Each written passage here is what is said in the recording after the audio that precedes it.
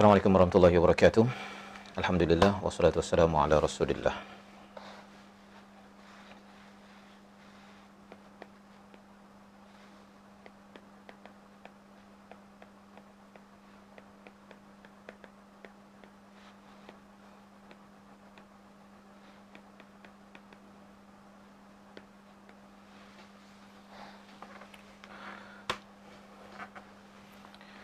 Alhamdulillah wassalatu wassalamu ala Rasulillah. Terima kasih diucapkan pada semua sahabat-sahabat yang baru bersiaran. Saya baru online di TikTok pada hari ini, di online, dan saya mengucapkan ahlan wa sahlan pada semua untuk bersama dalam tajuk kita pada malam ini. Kita masih lagi dalam siri tadabbur dan pada malam ini saya akan berkongsi dengan tuan-tuan satu tajuk yang ringkas tapi harapnya ianya penuh dengan makna. Pentingkah tujuan dalam hidup, ya. Jadi alhamdulillah, terima kasih pada semua yang hadir di online. Umi Arsyad, Assalamualaikum. Waalaikumsalam warahmatullahi. Fatimah Muhammad Tung, ya. Kita beri peluang pada rakan kita 4-5 minit untuk hadir di online dan kemudian kita akan mula sesi kita sebentar lagi, insya-Allah. Bila nak pergi Johor, tu saya kena tunggulah orang Johor jemput. Okey. Belum ada lagi planning. Kalau ada ruang di sana nanti, insya-Allah. Dah lama juga tak berprogram di Johor dan harapnya ada ruang bila sampai ke sana nanti, insya-Allah. Terima kasih pada semua sahabat-sahabat yang bersiaran, yang hadir daripada jauh dekat, sama ada dalam negara, dalam Malaysia, di luar sana, di Singapura, di Indonesia atau di mana saja. Jelas tak suara saya pada malam ini? Kalau jelas, boleh maklumkan di ruang komen tersebut. Sebelum kita mulakan 9.24.25 itu dengan tajuk kita, pentingkah tujuan dalam hidup, ya. Umi Arsyad kata jelas, alhamdulillah. Boleh share, boleh kongsikan dengan rakan-rakan lain. Kita maklumkan mungkin ada yang besok bekerja, ada yang besok cuti. Kita ambil peluang pada malam ini untuk tadabbur 1-2 ayat, memahami tentang tujuan dalam hidup. Baik.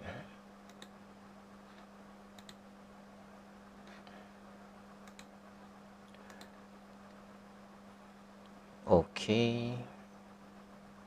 Terima kasih semua Zakaria Lan yang hadir bersama pada malam ini. Terima kasih Puan Fatimah, Umi Arsyad, Umi Hana, ya. Assalamualaikum, waalaikumsalam warahmatullahi wabarakatuh. Baik. Sekejap, ya.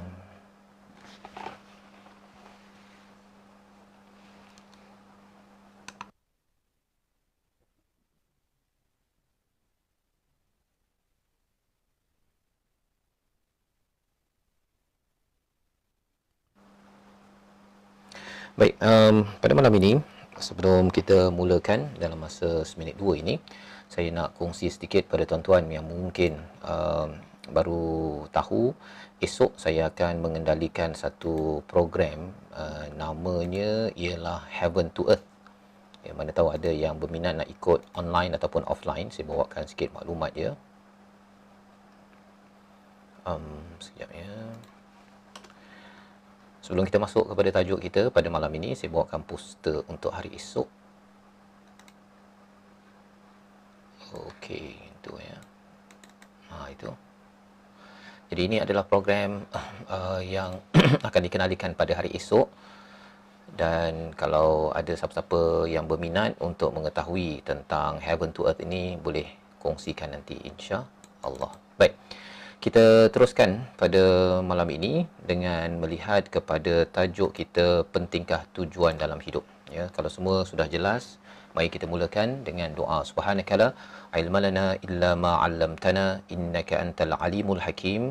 Rabbi zidni ilma. Amin ya rabbal alamin. Okey. Assalamualaikum, waalaikumsalam warahmatullahi. Yang hadir baru hadir dan kita nak mulakan, ya. Pada hari ini kita nak tengok kepada tujuan dalam hidup kita ini dalam ayat yang biasa kita baca dalam surah Al-Fatihah, Maliki yaumiddin. Okey, pada malam ini. Jadi ayat ini kita akan sama-sama lihat, tetapi perbincangan kita ialah tujuan, ya. Tujuan. Di dalam bahasa Inggeris kita biasanya sebut sebagai purpose, ya. Dan insya-Allah kalau kita tengok di dalam Al-Quran, salah satu daripada istilah yang kita nak bincang pada hari ini adalah perkataan al-haqq, yang boleh diterjemahkan kepada dua, ya.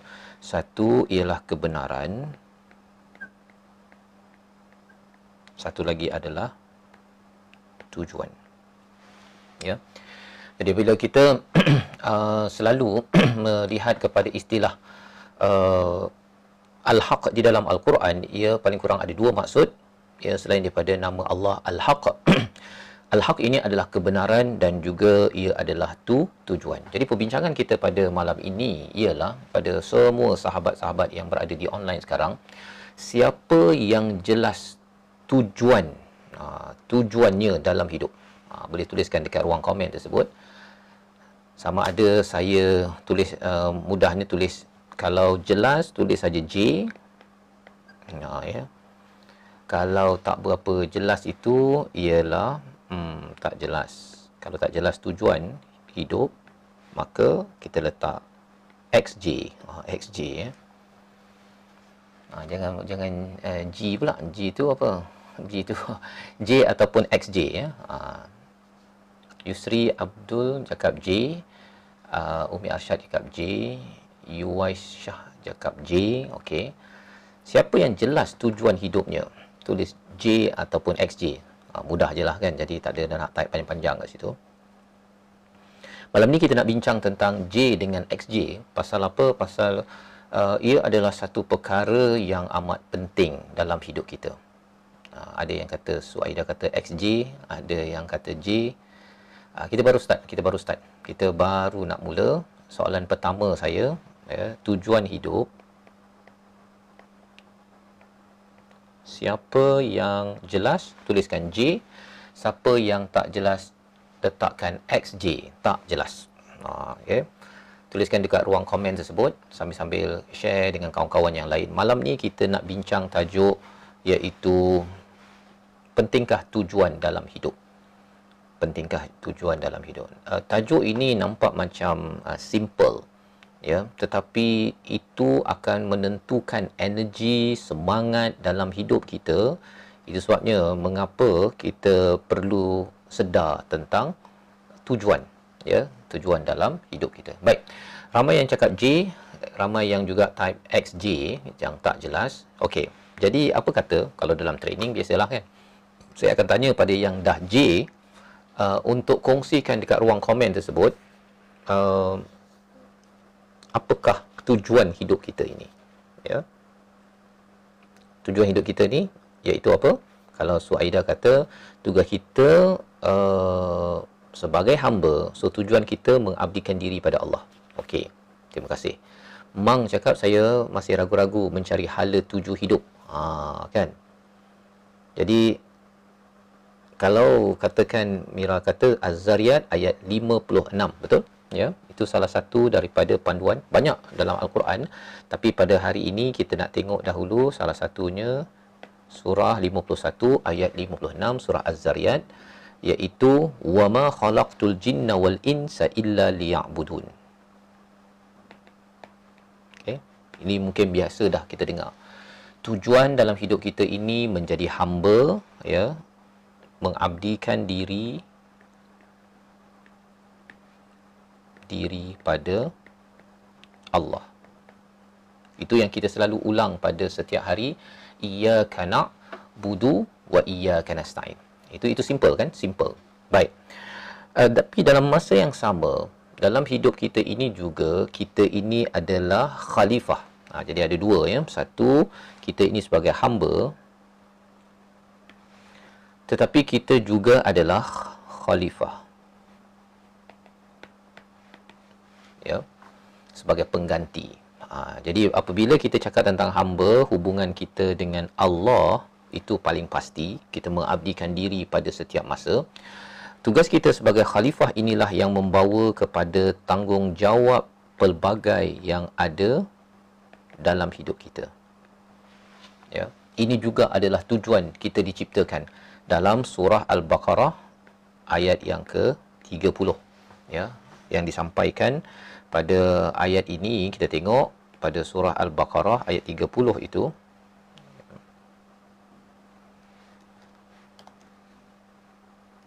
Auzubillahi minasyaitonir rajim. Allah nyatakan apa? Wa idh qala rabbuka lil malaikati inni ja'ilun fil ardi khalifah.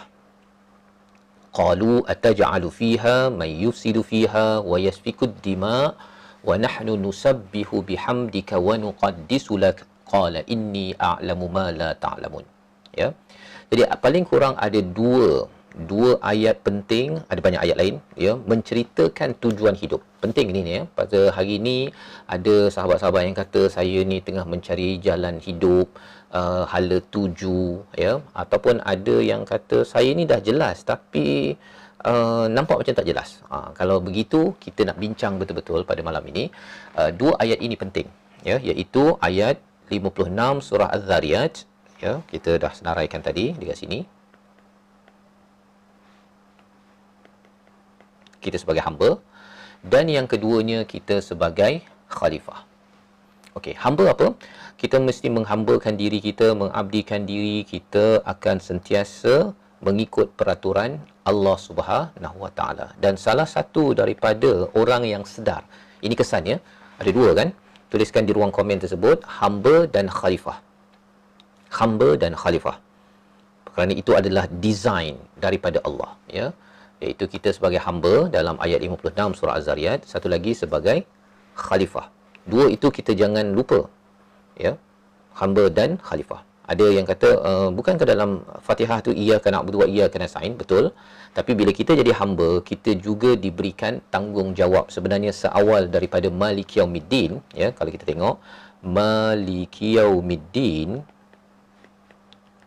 kita akan bertemu dengan hari penguasa, hari pembalasan. Akan ditanya sama ada kita ini benar-benar beribadah, dan ibadah kita itu dalam segala tugas yang diberikan oleh Allah Subhanahu Wa Taala. Khalifah, ya, pengganti yang menguruskan muka bumi ini. Okey, kita mula dulu dengan hamba. Hamba, ya. Beberapa property, beberapa ciri bila seseorang itu jelas tentang dirinya, tujuan hidupnya adalah hamba yang abdikan diri pada Allah.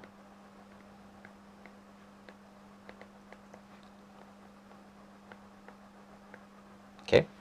Salah satunya apa? Tanda orang itu jelas bahawa dia hamba. Yang pertama ialah dia akan taat kepada Rabb-nya. Ya, yang pertama taat. Taat, ya. Jadi bila taat kepada bos dia, kepada Rabb, kesannya apa? Dia kena tahu apa Rabb harapkan ataupun arahkan. Dia kena tahu. Dan tanda seseorang itu dia nak tahu ialah dengan dia selalu membaca Al-Quran. Itu hamba, ya, hamba. Satu taat, ya. Yang keduanya apa? Seorang hamba selalu mohon pertolongan. Pasal dia tahu bahawa dia handalah hamba. Itulah namanya doa. Jadi taat itu menyebabkan dia mencari Al-Quran, mohon pertolongan, dia akan doa, dia akan solat, barulah itu namanya hamba, pasal dia mengaku bahawa dia perlukan pertolongan. Dan yang ketiganya, kalau di dalam surah Al-Insan itu Allah nyatakan apa? Allah nyatakan, ya, kalau yang ini dalam surah Al-Baqarah ayat 186, wa idza sa'alaka ibadi, ada perkataan ibadi, ya. Kalau di sini bercakap tentang taat kepada Rabb ini adalah merujuk kepada ayat dalam Al-Quran yang berkaitan dengan seseorang itu akan menjawab, ataupun kalau di dalam ayat 2186 itu juga uji budak wa tada'i zada'an. Jadi dalam ayat tu dia dah ada beberapa, dia menjawab taat ketika Tuhan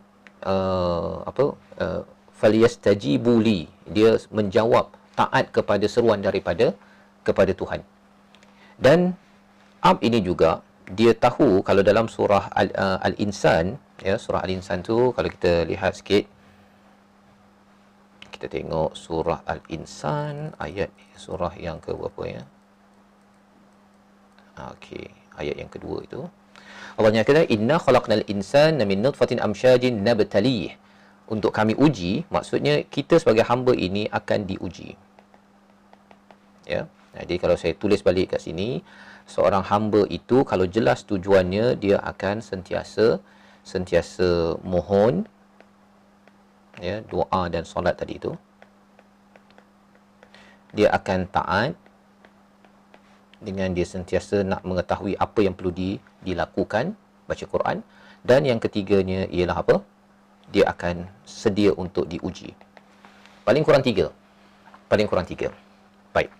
Jadi kalau kita lihat pada tujuan yang ini, ada orang yang tak jelas tujuannya sebagai hamba, apa jadi? Dia tak suka mohon doa pada Allah.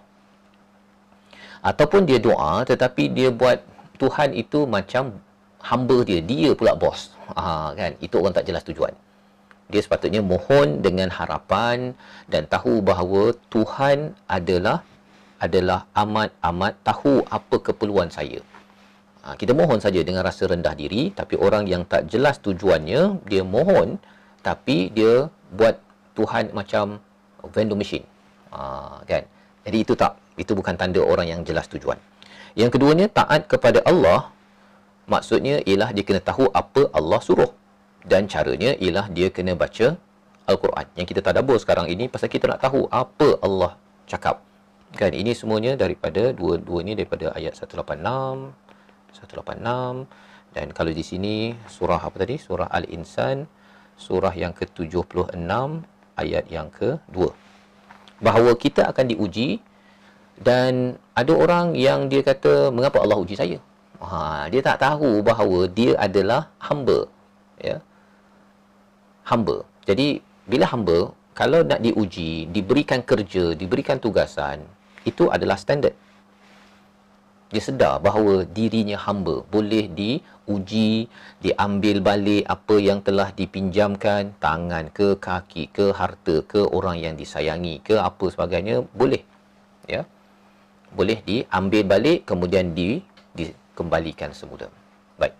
Jadi kalau orang yang tak jelas tujuan hidupnya, dia marah-marah kepada Allah SWT ketika diuji, dia tak suka dengan orang-orang sekitarnya pasal orang sekitarnya mungkin menguji hidupnya, kan. Tapi kita sebagai hamba, kita tahu bahawa sesama kita adalah alat ujian, kan. Dan orang yang paling dekat lah yang sentiasa menguji kita. Orang jauh tu adalah sekali-sekala, ya, tetapi yang paling dekat lah yang akan menguji kita, kerana ujian itu memang layak bagi seorang hamba. Sehingga kan kita taklah marah-marah kepada Allah SWT ketika berdoa lambat dikabulkan, ataupun kita buat-buat tak tahu je apa yang ada dalam Al-Quran, ya, dan juga mempersoalkan mengapa Allah menguji saya. Itu bukan orang yang jelas tujuan hidup yang pertama, iaitu apa? Al-Abd. Jadi bagi sahabat-sahabat semua yang berada di online sekarang, ya, ini adalah perkara pertama. Kalau kita jelas perkara ini, insya-Allah kita akan sentiasa baca ayat 186 surah Baqarah itu. Kalau saya ada keperluan, saya mohon pada Allah. Allah lebih tahu apa keperluan saya, tapi doa saya itu adalah tanda ubudiyah, kehambaan saya. Betapa saya ni hamba yang penuh hina dina, merendah diri, dan saya mengangkat tangan ke tak mengangkat tangan, saya tahu bahawa Allah lebih mengetahui tentang doa saya. Ya, kita ambil poin itu dahulu, ya. Baik. Jadi tuan-tuan, sahabat-sahabat yang dirahmati Allah sekalian, kita selesai bahagian pertama, abd. Bahagian yang kedua, apabila seseorang itu dia dah jelas abd, dia tahu juga dirinya sebagai khalifah. Okey. Akilah Hannah cakap, bagaimana cara doa yang sebaiknya? Doa yang sebaiknya itu, ya, sebelum saya masuk kepada yang ini, saya bawakan sedikit. Doa yang baik adalah apabila kita mula puji Allah. Okey. Kemudian kita ada selawat kemudian kita tutup dengan, kita doalah, ya, doa, dan kemudian kita tutup dengan puji pada Allah. Selawat dan puji. Okey. Di antara puji dengan doa ini, apa yang kita nak, ya, hajat kita lah. Oh, sekejap, saya tulis kat sini. Okey. Hajat kita kat sini kan. Di antara hajat dengan puji kepada Allah, yang penting mana satu? Kan? Yang penting ialah puji kepada Allah, puji pada Allah. Dalam doa. Itu sebabnya ada doa yang dia penuh dengan pujian sahaja kepada Allah. La ilaha illa anta subhanaka inni kuntu minadh zalimin. Macam doa Nabi Yunus. Itu adalah doa, ya. Kerana apa? Bila puji kepada Allah, tidak ada ilah kecuali Allah. Kita puji pada Allah. Pujian pada Allah itu sudah pun mencakupi apa yang kita hajatkan. Kan? Sebelum kita cakap, kita dah puji Allah. Allah lebih mengetahui, Allah lebih berbaloi untuk kita puji kerana hajat kita itu kecil sangat berbanding dengan kebesaran Allah SWT, sehingga kan kalau kita masukkan hajat kita, okey, tapi kita tahu bahawa hajat kita ini sama ada kita dapat hari ni ke, besok ke, lambat ke, saya ada Tuhan sahaja yang amat mengetahui apa yang saya perlukan, I'm good. Saya dah settle dengan perkara tersebut. Pasal ialah kadang-kadang bila saya doa, kadang-kadang yang saya nak itu dirasakan amat besar. Berbanding dengan Alhamdulillah Rabbil Alamin, wassalatu wassalamu ala asyrafil anbiya wal mursalin. Kan begitu kan biasanya. Tetapi itu sebabnya mengapa kita digalakkan, disertakan dengan Asma'ullahul Husna ketika berdoa, kerana kita memberi fokus kepada yang maha besar, hajat kita tu kecil. Kan? Maksudnya kalau kita jumpa orang kaya, kita fokus kepada dia, ya, berbanding dengan keperluan kita, maka orang itu, ialah manusia ni kadang-kadang dia bolehlah tolong, tak boleh tolong kan, tapi Allah itu confirm boleh tolong kita bila kita meletakkan ataupun memuji Allah, membesarkan Allah lebih daripada membesarkan hajat kita. Tapi kita tahulah hajat kita itu penting, ya, tetapi bila makin penting hajat kita, makin besarlah pujian kita kepada Allah, maka insya-Allah doa yang begitu akan menyebabkan ia lebih khusyuk, ya. Dan inilah doa yang insya-Allah akan dikabulkan Allah Subhanahu Wa Taala, ya. Jadi contoh doa puji Allah ini apa? Contohnya la ilaha illa anta subhanaka inni kuntu minadh zalimin, ya. Kemudian kita bercakap tentang kalau kita nak cakap Rabbana atina fid dunya hasanah, mula dulu Rabbana itu pun sebenarnya pujian kepada Allah, ya. Baik. Okey. Jadi Iqarah Salihah kata bila arwah suami meninggal, Allah tempat bertaut, ya. Syahani dia yang baik, bermula dengan pujian pada Allah, kemudian selawat kepada Nabi, tutup dengan ni. Okey. Baik. Kita sama-sama kalau tengok, Ustaz, Allah terima tak amalan dan doa kalau kita banyak dosa? Taubat tapi kadang-kadang tersilap. Ini soalan yang bagus, Amirah, ya. Kita ni ada dosa, ya. Allah terima tak amalan dan doa, taubat kita, tapi kadang-kadang tersilap. Kita kena faham, kita ambil sikit ayat 286, ya, walaupun kita nak bincang tadi tentang tujuan, tapi ketika kita nak jadi hamba, nak jelas tujuan kan, kita nak berdoa. Tapi soalannya ialah Allah terima tak doa saya? Okey, kita tengok ayat 286 tadi, ya. Ayat 186, ya. Surah Al-Baqarah. Wa idza sa'alaka 'ibadi anni fa inni qarib. Dan apabila hamba-Ku bertanya kepadamu tentangku, maka aku dekat. Ini adalah bagaimana Allah menjawab kepada kita. Ada orang tertanya, saya ni banyak dosa, saya ni banyak kekurangan, saya ni nak perlukan bantuan Allah. Kalau saya doa itu, Allah terima ke? Maka Allah cakap apa? Kalau seseorang itu bertanya, minta pada Allah, Allah ni terima tak doa saya, ya, bertanya tentang ku, maka jawabnya apa? Dalam Al-Quran biasanya Allah kata kul, kata pada Nabi, sampaikan kepada orang yang bertanya. Yas'alunaka 'anil ahillah qul huwa mawaqitu linnas, contohnya kan. Maksudnya sahabat ada bertanya tentang anak bulan, kemudian Allah kata pada Nabi, jawab macam ni. Tetapi bila bercakap tentang orang yang memohon, yang bertanya tentang Allah dalam ayat ini kan, Allah terus jawab fa inni qarib. Allah tak suruh Nabi sampaikan. Nak ceritanya apa? Allah tak perlukan perantara untuk sampaikan bahawa Allah mengkabulkan, akan menjawab permasalahan doa kita. Ini sa'alaka ni memohon ataupun menyoal ataupun menyatakan masalah. Ya, Allah bangga sangat. Allah gunakan perkataan ibadi, hamba-ku, ketika orang itu mengadu. Hamba-ku. Ya, maksudnya Allah proud, Allah bangga bila ada orang ni suka mengadu, suka bertanya, suka sikit-sikit je, ya Allah, apalah jawapan, apalah solusi. Allah bangga, ya, dengan perkataan apa? Ibadi. Ibadi itu hamba-ku. Kan yang saya pernah cerita sebelum ni, bila nama Allah dikaitkan dengan perkataan ibad, maksudnya Allah amat sayang, ya, amat sayang. Baik, apa Allah cakap? Ujibu da'watad da'i idza da'an. Subhanallah, ya, kita beri perhatian pada perkara ini, ya. Terima kasih pada yang bertanya tadi, Amirah tadi, pasal ia menjelaskan kepada kita, aku menjawab doa si pendoa ketika dia berdoa. Kan power kan dia punya ayat ni tu. Biasanya kalau kita ambil kat sini, Allah cakap ujibu, ujibat, ya. Ayatnya apa? Ujibu da'wah, ya. Ujibu itu maksudnya ialah aku jawab. Dakwah, doa. Ad-da', pendoa, ni pendoa, ya. Ni satu doa. Idza da'an, ketika dia berdoa. Kan, walaupun pendek je, ada 1, 2, 3, 4, 5, kita beri perhatian satu-satu. Ujibu itu maksudnya aku menjawab, Allah akan menjawab permasalahan itu. Dakwah, walaupun orang itu baru berdoa kali pertama, satu doa, ya. Dakwah ni satu doa. Ad-da', Allah tak cakap musallin, al-mu'min, al-muslim, al-muhsin. Allah tak cakap, Allah cakap ad-da', pendoa.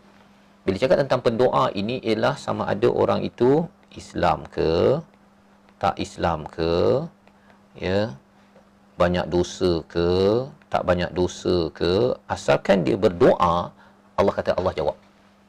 Dan bila Allah jawab, idza, bukannya selepas, semasa dia berdoa Allah dah jawab dah. Subhanallah.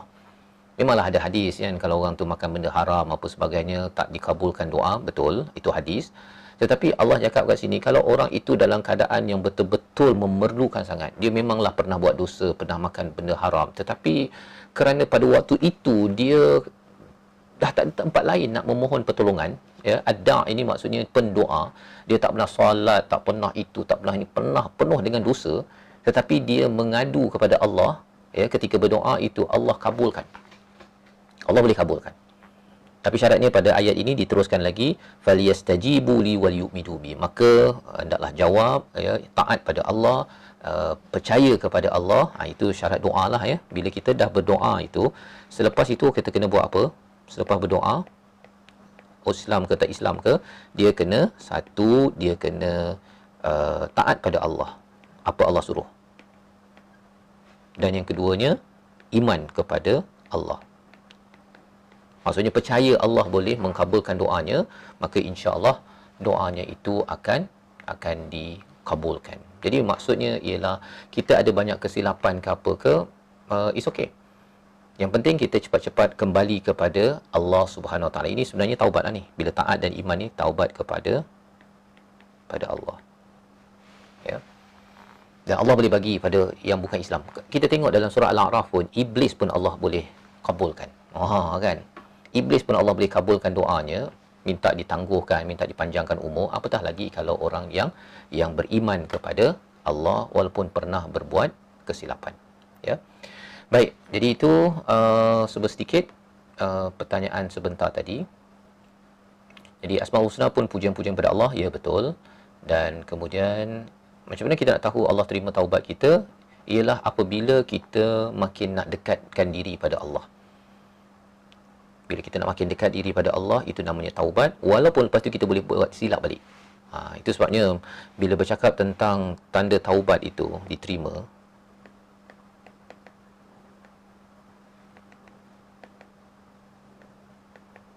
ya, iaitu kita akan rasa bersalah atas apa kesilapan yang ada, kita nak baiki, ya, walau tersilap balik. Kita kena ingat perkara ini. Pasal ada orang yang putus asa pasal bila dia dah buat dia dah taubat, kemudian dia baiki, kemudian tersilap dan dia kata dia putus asa pada Allah. Tak boleh. Tak boleh berputus asa. Wala taqnatu min rahmatillah. Ya, itu disampaikan dalam surah Az-Zumar. Surah Az-Zumar. Baik. Baik, kita teruskan ya. Kita teruskan pada hari ini. Kita nak tengoknya, tanya tadi tak semestinya solat taubat, tak semestinya ya. Dapat solat taubat okey, tapi sebenarnya taubat ini tak semestinya kena tunggu solat taubat baru bertaubat ya. Kalau kita rasa dah benda tu silap, terus saja kita bertaubat dan harapnya kita akan terus diampunkan oleh Allah Subhanahu Wa Taala. Jadi tuan-tuan yang dirahmati Allah sekalian, kita teruskan ya. Kita bincang pada tadi tujuan hidup kita ada dua kan yang Allah nyatakan. Satu, kita dah bincang tentang hamba dan kita bawa tadi tentang doa, tentang taat. Kemudian kita bercakap tadi tentang ada tiga kan paling kurang, iaitu kita doa mohon pertolongan dengan doa dan solat, kita taat dengan kita cari apa Allah suruh dengan baca Quran, dan yang ketiganya kita tahu kita akan diuji. Jangan marah Allah. Kan? Jangan marah Allah. Jangan persoalkan Allah, tapi persoalkan diri kita. Ini tugas kita, tujuan hidup kita yang pertama. Bila kita jelas perkara ini, insya-Allah kita akan dapat handle payah-payah ujian ke apa ke, tapi insya-Allah kita taklah terbabas. Ya, ada orang yang dia tak suka diuji kan, pasal dia kata mengapalah Allah uji aku banyak sangat kan. Padahal sebenarnya bila kita tahu diuji, orang-orang yang menguji kita adalah orang-orang di sekitar kita. Baik, kita pergi pada khalifah. Bila cakap tentang khalifah, maka kita kena ingat bahawa kalau ini dalam surah Al-Baqarah ayat 30 dan ada beberapa ayat lain, kita sebagai khalifah. Khalifah itu apa? Khalifah ini adalah tanggungjawab. Ya, tanggungjawab untuk uruskan sesuatu. Tanggungjawab untuk uruskan muka bumi ini. Jadi kita rasa macam, oh itu besar sangat tu. Apa saya punya tanggungjawab? Tanggungjawab, kita boleh ada orang yang jadi suami, ada orang jadi isteri, ada yang jadi ayah, ada jadi ibu, ada jadi bos, kerja, ya, macam-macam, pemimpin, rakyat. Maka itu adalah khalifah di tempat masing-masing. Di tempat masing-masing. Baik. Jadi kalau orang terlupa bahawa dia ini dilantik oleh Allah, ya, ada tanggungjawab, dia terlupa, maka orang itu tidak jelas tujuan hidup dia. Ya. Bila tak jelas tujuan hidupnya, tadi hamba tadi dah jelas dah. Ya, sebenarnya kalau hamba saja dia dah jelas dah bahawa dia kena taat pada Allah, ya. Kalau dia combine dengan hamba ini adalah khalifah, maksudnya apa? Kalau kita ambil tadi, dia doa, dia taat dan diuji. Kalau dia campur dengan dia sebagai seorang ibu ataupun isteri, dia tahu bahawa dia kena selalu berdoa menjadi ibu isteri yang diterima oleh Allah SWT. Dia akan taat kepada Allah, apa yang Allah suruh bagi seorang ibu, bagi seorang isteri untuk buat. Dia tahu bahawa sebagai seorang ibu, seorang isteri, dia akan diuji. Tuan-tuan nampak kan? Bila dah jelas hamba itu, dia ada tanggungjawab. Bukan sekadar tanggungjawab pada Allah. Ada setengah orang tu, dia solat. Tapi tanggungjawab dia sebagai seorang suami, sebagai seorang ayah, sebagai ibu, pekerja, dia tak kisahlah. Kan? Kalau seorang ibu tu dia rasa dia nak buat kerja, dia buat kerja ikut mood. Ikut mood. Boleh tak kita solat kepada Allah ikut mood? Tak boleh kan? Tak boleh. Jadi kalau tak boleh, maksudnya bila kita ada tanggungjawab sebagai suami, dia tak boleh ikut mood pula. Saya rasa macam saya nak cari nafkah lah, bagi nafkah. Ataupun saya rasa macam malas lah nak bekerja, nak cari nafkah. Tak boleh. Pasal itu adalah sifat seorang khalifah yang tidak jelas tujuan hidupnya. Semua jelas kan? Ya. Jadi kalau kita jelas tentang perkara ini adalah satu konsep yang besar, ya. Satu konsep, ya. Ada PJ Ustaz, masa muda dan sekarang dosa banyak kepada orang, nak minta maaf sangat berat rasanya. Kita mohon ampun pada Allah, dan istilah dalam surah Hud itu dalam ayat 114 begitu, ialah innal hasanat yudhibna sayyiat. Kita banyakkan buat perkara baik, maka Allah akan hancurkan segala dosa-dosa kesilapan kita. Kita kena buat banyak baik. Itu kalau benda yang lepas lah, ya. Baik. Jadi kembali balik, Syahani kata jika seorang itu terlupa berarti dia tidak jelas apa itu tanggungjawab dan kehidupan. Ya, betul. Bila dia terlupa tujuan hidup dia, ini kita bincang tentang tujuannya. Tujuan hidupnya itu dia diciptakan untuk beribadah, dia diciptakan sebagai khalifah. Maka kalau kita gabung hamba dan khalifah ini, orang yang terlupa dia sebagai khalifah, sebagai seorang ibu ataupun sebagai seorang ayah, kan, sebagai seorang suami, pekerja, semualah. Kita ada banyak tanggungjawab sebenarnya. Kita ada banyak tugas khalifah, kan. Maka kalau kita cek satu-satu, kalau orang ini dia kurang berdoa, minta jadi suami ayah yang diterima oleh Allah. Kan, seperti mana Nabi Ibrahim, Rabbana taqabbal minna. Wahai Tuhan kami, terimalah amal daripada kami. Dia sebagai ayah, dia bersama dengan anaknya, dia selalu berdoa. Kan Nabi Ibrahim tu banyak doa betul. Pasal apa? Pasal dia tahu bahawa sebagai seorang ayah, kalau katakan sebagai seorang ayah ke, ibu ke, kita memang perlukan pertolongan Allah untuk selesaikan macam-macam perkara. Ya, doa ni pasal kita ada masalah. Tadi kan ayat 186. Kita ada masalah. Mesti ada, kan, nak jadi bapa. Bukannya tiba-tiba boleh jadi bapa yang bagus, suami yang sabar, kan, ibu yang buat tugasnya. Jadi kita selalu berdoa, minta jadi hamba, menjadi ibu, ayah yang diampunkan oleh Allah SWT. Itu kalau doa. Saya warnakan dengan warna biru kat sini. Doa. Ya. Kalau warna kuning ini, saya warnakan untuk taat. Dia taat dengan apa tadi kita dah bincang. Dia akan cuba belajar dalam Al-Quran apa expectation Allah kepada seorang ayah, kepada seorang suami, kepada seorang ibu, kepada seorang isteri, kepada seorang pekerja, bagi seorang pemimpin. Dia kena cari. Kalau kita bincang tadi, taat ini bukan tiba-tiba, oh saya taat pada Allah, kan. Saya ni dah Islam, mesti taatnya. Dia kena belajar daripada mana? Daripada Quran. Kan. Dia tak boleh cakap, anak kan, dia cakap, saya anak yang taat pada mak. Mak cakap apa? Mak cakap apa tak tahu, kan. Mana boleh dia cakap dia taat bila dia tak tahu mak pesan apa. Walillahil mathalul a'la. Dengan Allah kita kena pastikan bahawa kita menunaikan tanggungjawab. Dolan Mastro kata, apa pandangan maksud khalifah? Aja orang kepada Islam. Ya. Khalifah bukan sekadar orang Islam, ya. Orang bukan Islam pun dia juga ada tanggungjawab. Dia bagi juga sebagai pemimpin ke, sebagai ibu ke, suami ke, dia ada tanggungjawab. Bila masing-masing buat tanggungjawab masing-masing, dunia ini akan jadi stabil. Kan? Dia puncanya kerana dia adalah seorang hamba. Baik. Jadi itu sebabnya kalau kita tengok taat tu, ya, yang ini taat, dia nak taat itu kena baca Quran. Kalau doa ini dia selalu kena solat, kena berdoa, kerana dia mesti ada masalah nak melakukan tanggungjawab khalifah dia. Termasuklah dia kena berdoa untuk anak dia, orang-orang di sekitarnya, ya. Itu seorang hamba. Baik. Dan yang ketiganya, saya warnakan warna apa ni? Warna merah lah. Warna pink. Ni. Bawah sekali tu. Diuji. Ya, diuji. Merah. Maksudnya bila kita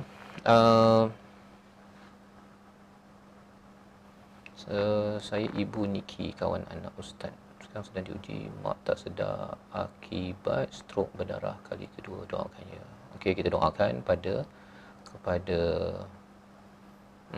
ibu kawan anak ustaz sekarang sedang, siapa yang diuji ni? Ibu Niki, kawan anak ustaz. Niki yang sakit ke ataupun mak Niki? Ya, kita doakan agar diberikan kesembuhan, ya. Rakan-rakan semua kita doakan untuk Niki sebentar tadi. Okey, baik. Kembali balik semula kepada diuji ni. Diuji ni. Kita ni memang hamba, ya, seperti mana Mak Tok Niki. Okey, Mak Tok Niki. Maksudnya ialah semua orang kita akan diuji sakit, dengan kurang duit, ada isu, konflik, gaduh ke apa sebagainya. Maka kita kena ingat bahawa memang kita sebagai ayah ke, ibu ke, isteri ke akan diuji. akan diuji. Jadi bila kita tahu kita diuji, maka kita akan minta pada Allah untuk bagi panduan untuk menghadapi ujian. Kalau kita cakap tadi, kembali balik pada taat tadi kan. Kalau cakap tentang seorang suami ke seorang isteri, dia nak tahu Quran cakap apa pasal tugas seorang suami, seorang isteri. Pasal di media sosial kan banyak perbincangan, suami kena buat itu, isteri kena buat itu kan. Jadi kalau kita pernah belajar sebelum ni, saya bawakan dalam surah An-Nisa ayat 34, ya. Ini yang disampaikan di dalam surah An-Nisa. Apa Quran cakap tentang peranan rijal, ya, suamilah, ya. Ar-rijal qawwamuna 'alan nisa, iaitu lelaki itu pelindung, pemimpin kepada si isteri. Bima faddalallahu ba'dahum 'ala ba'd, maksudnya Allah meletakkan sifat qawwam, sifat pemimpin itu Allah lebihkan pada lelaki berbanding dengan perempuan. Itu satu kurniaan Allah, ya. Tetapi di peringkat lain, Allah boleh kurniakan macam-macam kepada orang lelaki, orang perempuan. Tapi dalam kes dalam suami isteri, Allah letakkan suami ketua, ya, yang ada tugas, bukan sekadar ketua tapi qawamu. Nah, ya, qawam ini maksudnya melindungi, yang akan menjaga, memimpin. Nombor satu, ya. Nombor dua, wa bima anfaqu min amwalihim. Mengapa diminta jadi ketua? Kerana ada tanggungjawab 100% untuk dia memberi nafkah daripada harta. Ya, harta secara spesifik Allah gunakan perkataan amwalihim. Pasal ada yang kata saya ni perlu diberi nafkah ilmu, diberikan nafkah emosi, nafkah iman, kan, zahir batin dan sebagainya. Tapi kena ingat di sini Allah letakkan istilah yang tepat, iaitu amwalihim. Itu tugas yang tak boleh compromise. Nak cakap nafkah dari segi ilmu ke, nak cakap nafkah dari segi emosi ke, iman ke, apa sebagainya, itu ekstra, ya. Tetapi asalnya itu memimpin mana yang mampu, ya. Pasal bukanlah semua orang boleh mendidik si isteri ke, pasal ilmu dia pun limited, kan, ataupun masanya limited. Tetapi Allah beri spesifik, ya. Pasal apa? Pasal kalau diberikan nafkah kepada suami itu semua kena cover, memang tak mampu, kan, memang tak mampu. Tapi di sini Allah berikan tanggungjawab berat, iaitu nafkah dari segi harta. Dan harta itu pun maksudnya bukanlah kena bagi rumah banglo 3 tingkat ada lift, bukan. Dia mana yang dia mampu. Dan kalau si isteri nak lebih, mungkin dia guna duit dia, kan, ataupun dia bekerja. Tetapi jangan sampai dia bekerja itu menafikan tugasnya sebagai seorang isteri. Minta maaf lah, ya, ada bunyi lagi meletup-letup tu, ya. Banyak duit. Banyak duit. Baik, kita tuan-tuan dengar lagi. Kalau dengar tu minta maaf lah, ya. Saya harap mic saya ni fokus kepada suara saya pada kali ini. Jadi apabila kita lihat pula pada wanita, apa Allah expect? Fasalihat qanitat hafizat lil ghaib bima hafizallah, ya. Iaitu yang pertama adalah salihat. Salihat itu maksudnya ialah apa? Dia sembahyang, dia menutup aurat. Salihat, seorang isteri tersebut, ya, buat perkara-perkara yang wajib bagi dirinya untuk jadi soleh. Macam si suami lah, kena solat, kena menutup aurat, apa sebagainya, cakap yang baik-baik. Qanitat itu maksudnya ialah taat, ya, taat kepada si suami. Syaratnya ianya sesuai dengan Allah Subhanahu Wa Taala. Ya, itu yang kedua. Mau boleh tahan panjang dia punya mercun ni. Sekejap, ya, saya pause sekejap.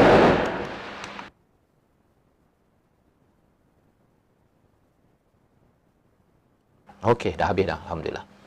Okey, jadi di sini kita lihat bahawa qanitat itu taat kepada si suami. Syaratnya taat itu adalah yang tidak menderhaka kepada Allah. Asalnya qunut itu taat kepada Allah, tetapi ia juga ada kaitan dengan qanitat kepada, dalam hadis Nabi, taat kepada suami, ya, taat pada Allah dan suami. Dan yang ketiganya menjaga menjaga hartanya, menjaga privasi, maklumat tentang si suami ketika dia tidak hadir, ya, seperti mana Allah menjaga. Maksudnya menjaga, ya, menjaga amanah-amanah yang diberikan. Jadi soalannya, adakah jika seorang isteri masih wajib taat pada suami yang tidak menafkahkan dia? Kalau nafkah dari segi harta, dia syaratnya harta, ya. Kena ingat kat sini, min amwalihim ini. Kalau dia tak tunaikan nafkah, maka ada hak untuk pergi ke mahkamah untuk dapatkan nafkah. Sebenarnya pergi pada wali kita dulu, ya. Wali kita beritahu, ingatkan dia, ini tanggungjawab dia. Itu sebabnya ada lafaz ta'liq, kan. Maksudnya kalau tak bagi nafkah berapa bulan, sebenarnya boleh jatuh, ya, boleh jatuh perpisahan di antara suami dan isteri. Jadi kalau soalan tadi, adakah kena taat kepada suami yang tidak memberi nafkah? Sebenarnya ayat ini lengkap, maksudnya lelaki buat tanggungjawab, yang perempuan tunaikan tanggungjawab. Kalau yang lelaki tunaikan tanggungjawab, isteri tak tunaikan tanggungjawab, maksudnya isteri nusyus, derhaka. Ataupun terbalik, isteri dah buat tanggungjawab tapi suami pula tak buat tanggungjawab, itu suami nusyus, suami yang derhaka, maksudnya dia dilaknat oleh Allah Subhanahu Wa Taala, ya. Jadi di sini kita tahu bahawa tadi kalau suami saya tak buat itu macam mana. Jadi itu sebabnya kita ada hak untuk pergi ke wali, pergi pada mahkamah untuk memperjuangkan perkara tersebut, memperjuangkan. Tapi kalau katakan suami sakit ke, ada dalam sahabat, ya, si suami sakit ke, kita dengan ihsan, kita yang isteri bantu si suami, okey, ya, okey. Baik, jadi kembali balik, Fatimah itu pun ujian juga, sama je lah raya. Oh, ini pasal mercual dia, ingatkan ujian tadi tu, okey. Jadi kita tengok, saya ramai non-Muslim bolehkah mengucapkan selamat kepada perayaan yang mereka raikan? Kalau kita ucapkan selamat, kita sekadar mengucapkan sahaja, bukan kita endorse, ya, tak ada masalah, ya. Walaupun sebenarnya ada yang kata nanti mencabar akidah ke, tapi secara umumnya kita kalau tak ucapkan selamat pun kita mengiktiraf ataupun kita meraihkan, ya, pasal kita tidak ada paksaan dalam beragama, ya. Yang penting kita jangan compromise. Kalau dia percaya api itu Tuhan ke apa ke, yang itu kita tak terima. Tapi sekadar mengucapkan tanpa endorsement itu diterima. Sekejap, ya, saya pause sekejap, bunyi masih kuat lagi.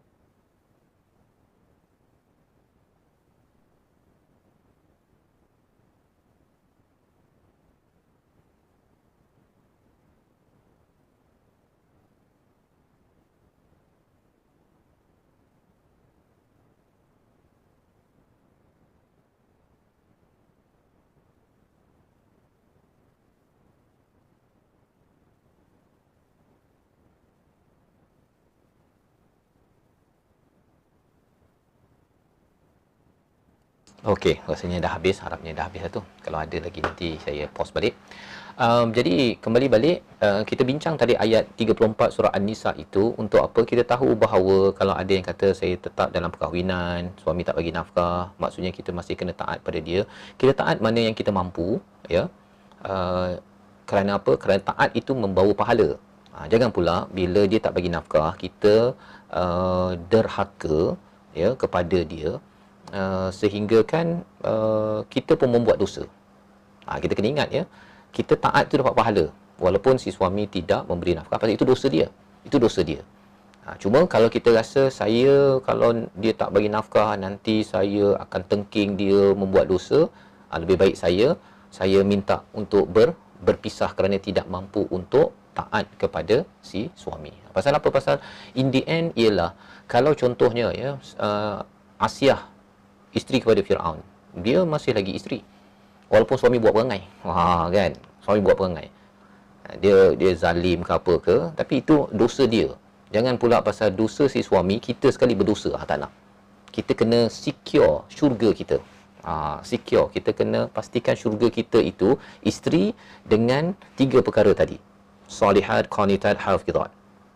Suami dia buat dosa ke apa ke, kita boleh nasihatkan, tapi bukan kita yang akan menentukan dia ikut ke tak ikut. Sama juga si suami kalau katakan nampak isterinya buat silap ke apa ke, dia boleh tegur apa sebagainya, tapi bila dia dah sampaikan, dia tak ada taklif untuk menentukan, oh kerana isteri saya tak ikut kepada Allah, dia ni tidak qanitat, dia tidak taat pada si suami, ataupun dia ni tak jaga amanah, dia berdosa, akhirnya saya kena tak.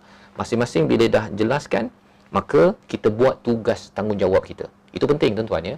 Pasal ada juga yang bercakap dengan saya, dia tak puas hati dengan suami dia, jadi dia tak nak taat. Kan? Bila tak nak taat pada si suami lagi buat perangai. Kan? Yang tu dia perkara yang tak baik jangan dibalas dengan tak baik juga. Dan asasnya ialah apa? Kita sedar tujuan kita. Itu kembali balik kepada perkataan khalifah ini, iaitu kita kena sedar bahawa kita ini khalifah. Kita ada tanggungjawab. Buat tanggungjawab kita. Ketika orang lain buat tanggungjawab atau tidak. Contoh kan, kalau ada yang kata, saya nak komplain pasal YB ke, pasal menteri ke, kita komplain pada tempatnya, okey. Tetapi tugas kita sebagai cikgu ke, mak ayah ke, jangan pula kita memfitnah orang. Jangan memfitnah kepada orang tertentu. Pasal apa?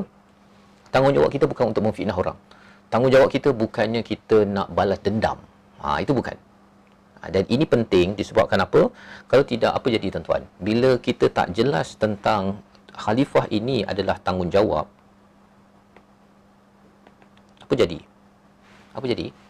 Seorang itu dia rasakan bahawa dia tak payah baca Quran, dia tak payah nak mengadu pada Allah, dia rasa rebel dengan cabaran-cabaran nak menunaikan tanggungjawab. Yang ini orang yang tidak sedar hala tuju dalam hidup. Kesannya apa? Kita boleh tengok bila orang tak sedar ataupun tak jelas tentang hala tuju dalam hidup sebagai hamba dan khalifah ini, kita boleh observe kepada salah satunya cara dia uruskan masa.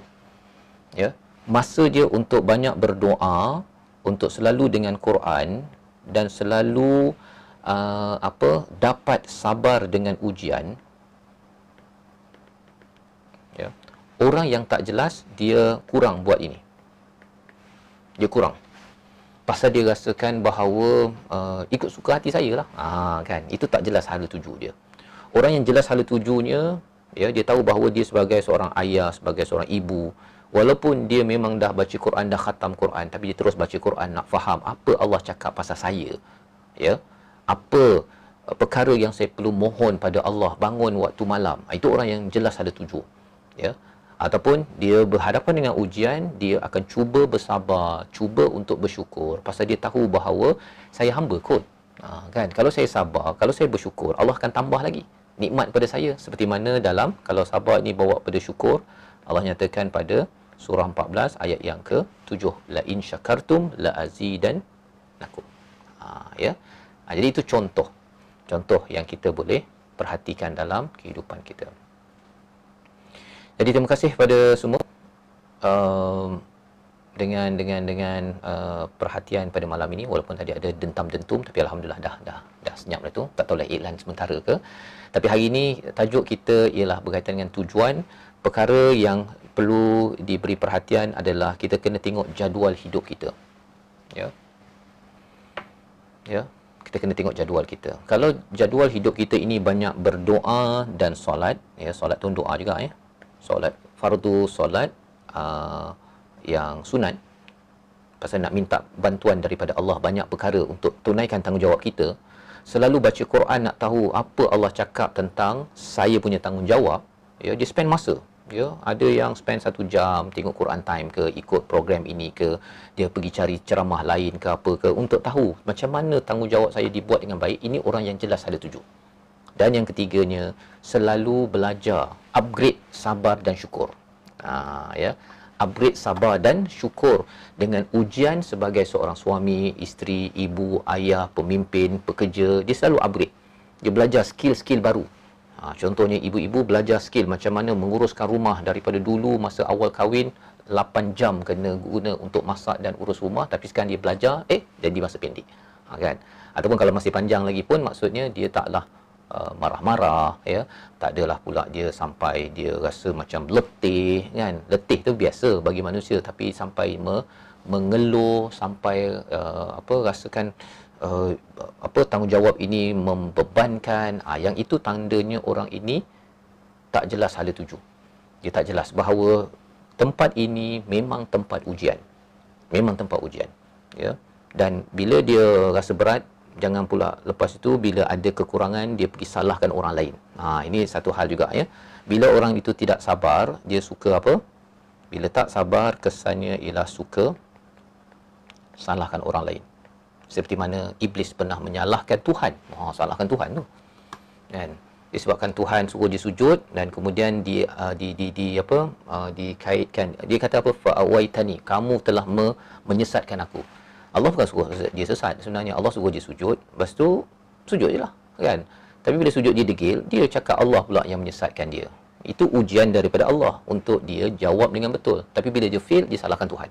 Dalam hidup kita ni, bila kita ada ujian, bila kita gagal, susah, jangan salahkan Tuhan, salahkan diri sendiri untuk kita improve. Itu orang yang jelas tujuan, ya. Jadi cara nak upgrade perkara ini, kita gunakan masa untuk mendapatkan ilmu, upgrade kepada cara kita menjawab ujian. Macam SPM lah, kan. Seat pertama gagal, resit balik Julai paper contohnya, kan. Jadi kita ni kadang-kadang dalam tugas kita ada yang kita tersilap, ya. Itu biasa, kan. Kita istighfar, bertaubat, tapi lepas tu kena baiki balik. Bila kita baiki, maka itu tandanya kita ini sedang mengaku saya ni hamba, dan cara nak baiki itu dengan kita akan cari jawapan daripada Al-Quran. Ina Iskandar, suami tak nak solat sampai bila kita kena sabar, ya. Dia tak solat itu dosa dia, okey. Kalau dia tunaikan tanggungjawab dia kepada si isteri, maka isteri akan terus buatlah tanggungjawab dia, kan. Tapi kalau katakan dia tak nak solat, dia sampai marah-marah, marah kita solat, marah kita pergi belajar agama, kemudian dia penampar pada anak, itu dia dah extend kepada tidak menunaikan tanggungjawabnya sebagai suami. Yang itu memang kita kena report lah. Ya, dia tak boleh lah kita kena lempang pun kita rasa macam okey. Tak boleh lah, kan, pasal dah menzalimi. Tapi kita kena ingat, dia hubungan dengan Allah satu hal, ya. Tapi hubungannya menunaikan tanggungjawab, macam Asyah lah, kan. Asyah dengan Fir'aun itu, maksudnya bila Fir'aun itu buat perangai, tapi tak buat perangai kepada si Asyah, maka Asyah menunaikan tanggungjawabnya semampu mungkin, tapi dalam keadaan hati yang masih makan hati berulam jantung, itulah Asyah berdoa minta diberikan penthouse, ya, ghurfah, satu kediaman khas di syurga, ya, kerana dia dapat bersabar melakukan tanggungjawab sebagai isteri, ya. Baik, terima kasih pada semua. Kita upgrade sabar dan syukur kita. Macam mana nak upgrade? Kita selalu kena tengok panduan daripada Quran. Quran ini dia memang akan bagi dos sabar syukur yang baik. Ya, itu caranya. Kalau kita nak hanya pakai motivasi sahaja untuk sabar pakai perkataan manusia, dia sabar itu akhirnya dia menjadi kufur dan boleh meletup. Tapi sabar dengan Al-Quran, pasal perkataan daripada Tuhan, dia ada barakahnya. Kita akan selalu ingatkan, selagi saya tak sampai ke syurga, saya mesti bersabar. Pasal apa? Pasal bila sampai ke syurga itu, ya, dia ada perkataan, ya, dalam surah apa, ya, sekejap saya bawakan. Malaikat sendiri sampaikan satu ucapan tahniah kepada tuan-tuan yang bersabar, ya. Dalam surah Ar-Ra'du, Allah cakap apa? Ayat yang ke-24. Kita tengok sikit. Ayat yang ke-24, surah yang ke-13, Allah cakap pada ayat ini, ya, ini di syurga, ya, di syurga. Dia akan masuk ke syurga dan juga bersama dengan ayahnya, nenek moyangnya, pasangannya, zuriatnya yang soleh. Yang soleh. Soleh itu maksudnya dia selalu baiki, baiki. Dia ajak pasangannya baiki diri, dia pun baiki diri. Itu namanya orang yang soleh. Soleh itu ada kaitan dengan islah. Okey, baik. Apa kait malaikat cakap? Salamun alaikum bima sabartum. Subhanallah. Salam sejahtera kepada kamu atas kesabaran kamu. Yang kamu dah sabar dekat dunia dulu itu. Malaikat kata, salamun alaikum bima sabartum fa ni'ma uqbad dar. Ini adalah tempat yang paling nikmat. Pasal apa? Pasal di dunia ini kita takkan dapat nikmat 100%-nya. Adalah ujian sana sini dengan pasangan, dalam keluarga. Ketika kita menjadi khalifah, mesti ada ujian yang memerlukan kita sabar. Tapi sabar kita ni boleh bertahan kalau kita selalu baca Quran, ya, selalu mengadu pada Allah, doa, ya, selalu kita tahu kita ini hamba yang layak diuji. Layak diuji. Jangan sampai kita rasa macam asyik aku je, kan. Memang aku ni hamba kan, mestilah diuji. Jadi bila kita faham perkara itu, tujuan hidup kita begitu, maka insya-Allah salamun alaikum bima sabartum, ya. Baik, jadi terima kasih. Macam mana nak konsisten baca Quran? Ada hari tak ada pun masa untuk Quran, terasa lemahnya diri. Disiplinkanlah, ambil masa paling kurang pun satu hari satu ayat, ya. Ada ruang-ruang program begini ni, ya, bagi sahabat-sahabat yang nak rakaman, download rakaman, ya, lepas tu dengar waktu pergi kerja ke. Pasal bila kita dengar ceramah begini pun, ini namanya majlis zikir, ya, yang sebenarnya juga akan menguatkan jati diri kita, insya-Allah. Baik, terima kasih pada semua yang hadir pada hari ini. Harapnya semua dah jelas tentang kita, tugas kita ataupun tujuan kita adalah sebagai hamba campur khalifah, ya. Kalau kita dah jelas itu, nanti ada siapa-siapa bertanya, ustaz ke siapa-siapa bertanya, apa yang awak jelas tujuan hidup, saya mesti menghambakan diri dan terus melakukan tanggungjawab. Itu jawapannya, kan. Nampak simple lah, tetapi di sebaliknya itu ada penjelasan. Hamba itu kita memang kena mengaku bahawa kita perlukan pertolongan Allah. Nak melakukan tanggungjawab kita kena selalu berdoa. Jangan confident saya ni suami terbaik di hadapan Allah, masuk syurga, tak boleh. Ya. Bila orang confident, dia tak boleh nak improve. Bila dia mengaku silap, ya, maka insya-Allah ada ruang yang banyak untuk kita terus memperbaiki diri kita dan terus bersabar. Terima kasih pada semua, dan di hujung ini saya bagi nombor telefon admin untuk siapa-siapa yang nakkan rakaman. Mungkin ada yang first time. Siapa yang first time? Tolong beritahu first time.